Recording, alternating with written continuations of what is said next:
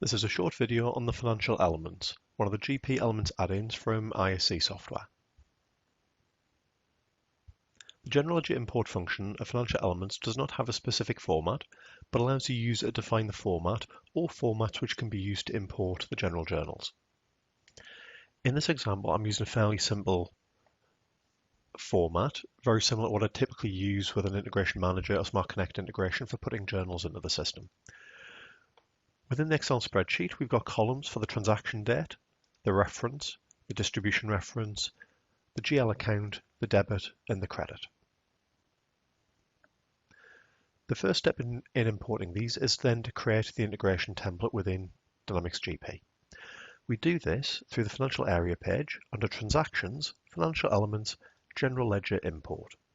And what we do on here is type in the name of the integration that we want to create, and then hit Tab, and you'll be prompted to create the definition. In this case, my definition already exists. But if I click Definition ID, this is where I can maintain the definitions. What we have in here is the description can be filled in to define what the integration is for. And then the mapping part, we configure to use the Excel columns to tell it which field is in which column.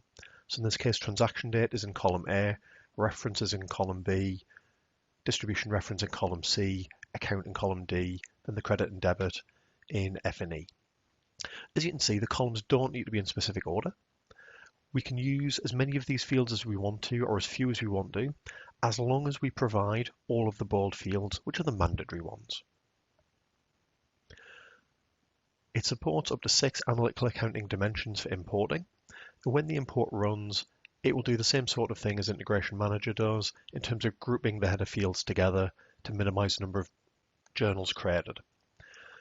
Once the mapping is done, we can close that down. We then have the general ledger import ready to run. You'd select your file, hit Process, and it will load the journal into Dynamics GP. And you can create as many different definitions as you want to. So if you have journal files coming from different sources, you could create one with a definition name for each of those sources. So that's a quick overview for you on how to use the general ledger import by creating definitions. Thanks for watching.